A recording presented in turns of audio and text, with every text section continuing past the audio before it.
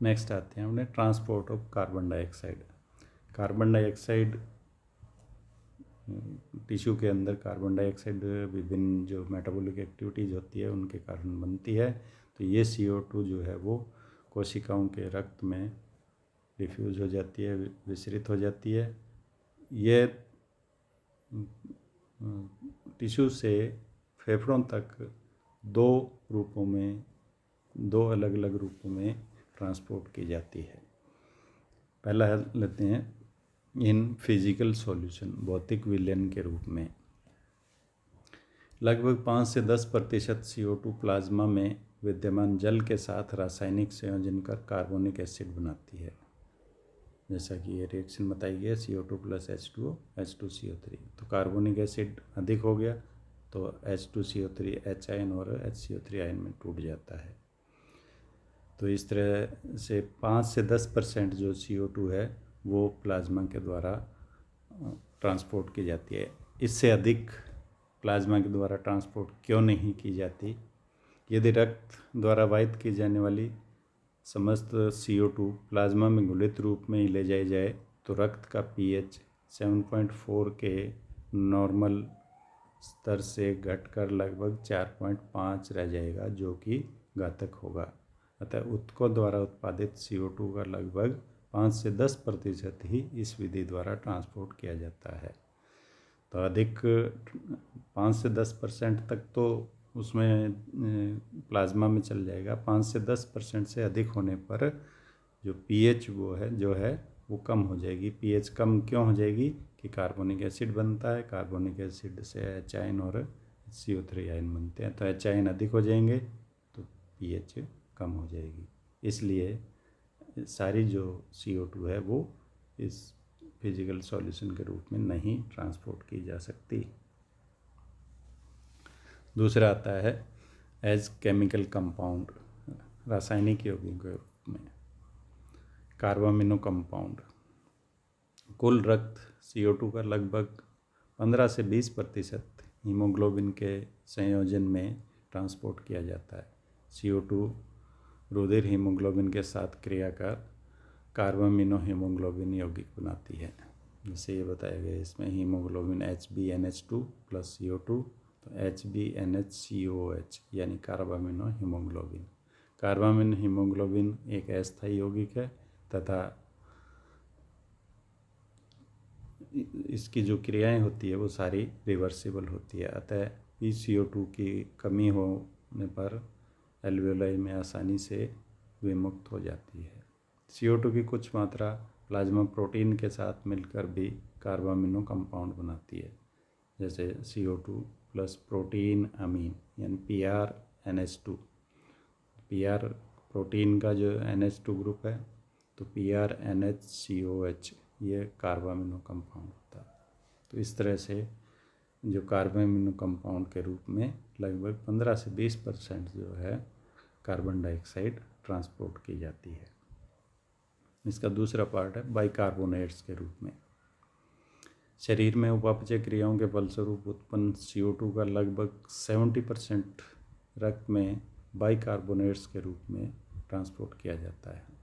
Bicarbonates के रूप में भी कई अलग अलग रूपों में, जैसे पहला इसमें दिया है लाल रुधिर कणिकाओं में, हिंदी एरिथ्रोसाइट्स। CO2 प्लाज्मा से लाल रुधिर कणिकाओं में प्रवेश करती है, उनमें जल के साथ संयोजित हो जाती है। यह विक्रिया RBC में उपस्थित एंजाइम कार्बोनिक एनहाइड्रेज की उपस्थिति में होती है। यह एंजाइम प्लाज्मा में उपस्थित होता है।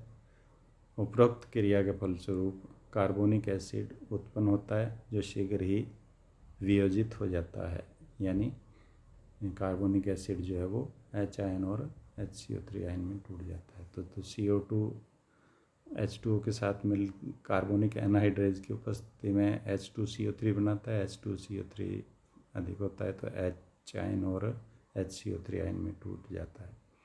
तो RBC में हीमोग्लोबिन पोटेशियम के साथ संयोजित अवस्था में पाया जाता है।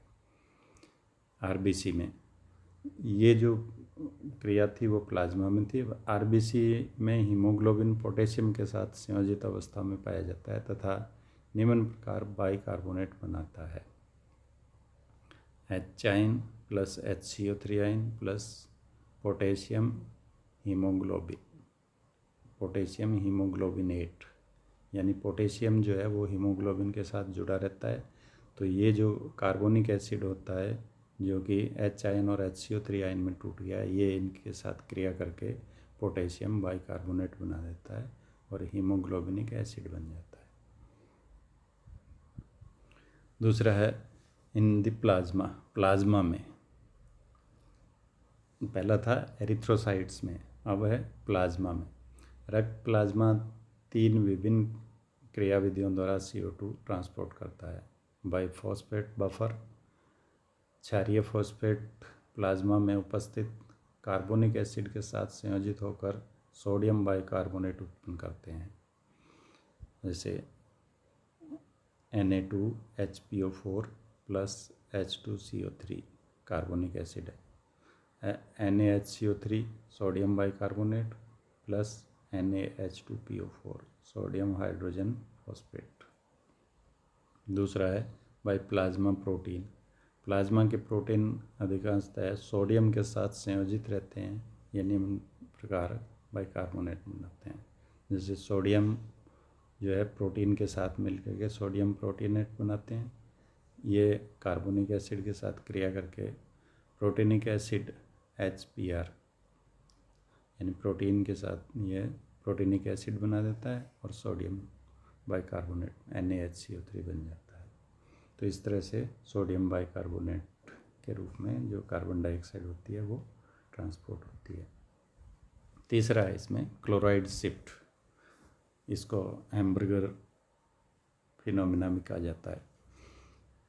सबसे पहले हैम्बर्गर ने इसको एक्सप्लेन किया था, तो उनके नाम पे इसको हैम्बर्गर फिनोमिना भी कहा जाता है। इसमें उत्तक उपापचय में मुक्त CO2 लाल रक्ताणु यानी RBC में प्रवेश करती है। एक उत्प्रेरक एंजाइम कार्बोनिक एनहाइड्रेट जो केवल RBC में ही पाया जाता है के प्रभाव से यह CO2 जल से क्रिया करके कार्बोनिक एसिड बनाती है।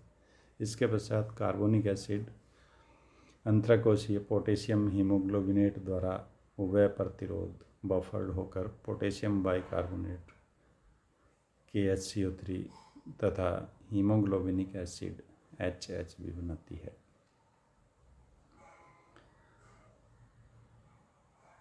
सामान्य परिस्थितियों में RBC की भित्तियाँ एनाइंस यानी जो नेगेटिव चार्ज्ड जो आयन होते हैं, जैसे क्लोराइड है HCO3 है, के लिए परमेबल, किंतु धन आयनों यानी जो पॉजिटिव चार्ज है जैसे सोडियम पोटेशियम तथा हीमोग्लोबिन के लार्ज जो मॉलिक्यूल हैं उनके लिए इम्परमेबल होती है। RBC की जो मेम्ब्रेन है वो एनाइंस के लिए परमेबल है और जो कैटायंस या धनायंस जो है उनके लिए इम्परमेबल होती है। इन परिस्थितियों में क्लोराइड आयन प्लाज्मा से RBC में डिफ्यूज होकर के अंतराकोशिकीय पोटेशियम बाइकार्बोनेट से अभिक्रिया करते हैं। इस अभिक्रिया के फलस्वरूप मुक्त होने वाले बाइकार्बोनेट आयन RBC से बाहर प्लाज्मा में विस्तारित हो जाते हैं, जबकि RBC के अंदर क्लोराइड आयन पोटेशियम द्वारा उदासीन कर दिए जाते हैं। प्लाज्मा में बाइकार्बोनेट आयन सोडियम आयन के साथ संयोजित होकर सोडियम बाइकार्बोनेट बना देते हैं। यह परिघटना क्लोराइड शिफ्ट कहलाती है, जो प्लाज्मा द्वारा अतिरिक्त CO2 को सोडियम बाइकार्बोनेट के रूप में वाहित करने की एक विशेष युक्ति है। ये डायग्राम में बताया गया है कि प्लाज्मा और ये एरिथ्रोसाइट्स दोनों चीज़ बताई गई है। प्लाज्मा के अंदर कार्बन डाइऑक्साइड है, ये एरिथ्रोसाइट्स में चली जाती है।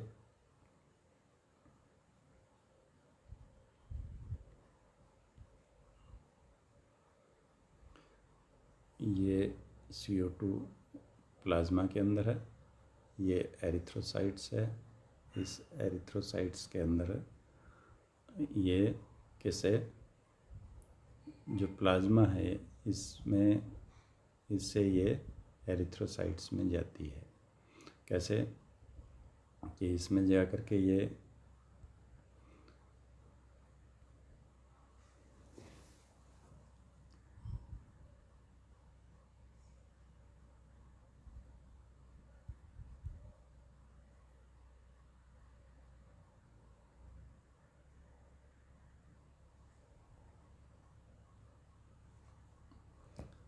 ये देखो कि टिश्यू से जो मेटाबॉलिज्म के द्वारा CO2 आती है वो प्लाज्मा से एरिथ्रोसाइट्स में क्या होता है कि एनहाइड्रेज एंजाइम होता है, तो ये CO2 और H2O को मिला करके कार्बोनिक एसिड बनाता है। कार्बोनिक एसिड फिर पोटेशियम हीमोग्लोबिनेट जो होता है उसके साथ मिल करके ये KHCO3 और हीमोग्लोबिनिक एसिड बना देते हैं। तो ये एरिथ्रोसाइट्स में आ गई। अब प्लाज्मा के अंदर NaCl होता है, NaCl Na और Cl में टूट जाता है, तो क्लोराइड आयन जो है वो RBC के अंदर परमेबल होता है, यानी उसके RBC की मेम्ब्रेन क्लोराइड आयन के लिए परमेबल है, तो क्लोराइड जबकि Na सोडियम के लिए इम्परमेबल है, तो क्लोराइड आयन जो है RBC के अंदर एंटर हो जाता है। तो क्लोराइड आयन एंटर हो करके ये क्या करेगा कि KHCO3 के साथ मिल करके, यानी ये KHCO3 पे ऊपर जो बना था इसके साथ ये मिल करके HCO3 और KCl बना देता है, यानी बाइकार्बोनेट और पोटेशियम क्लोराइड बन गया। अब Na जो होता है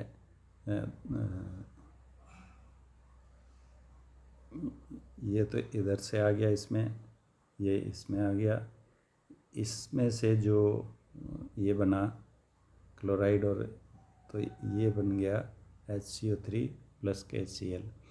तो हीमोग्लोबिन जो RBC के अंदर जो हीमोग्लोबिनिक एसिड बन गया, और ये जो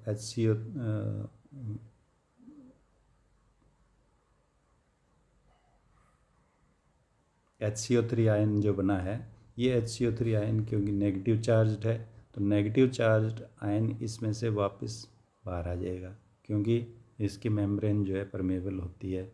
तो सोडियम आयन प्लाज्मा के अंदर पहले से है और RBC से HCO3 आयन जो है बाहर आ गया, तो दोनों मिल करके सोडियम और HCO3 आयन मिल करके क्या बनाएंगे, सोडियम बाइकार्बोनेट बना देते हैं। Sodium bicarbonate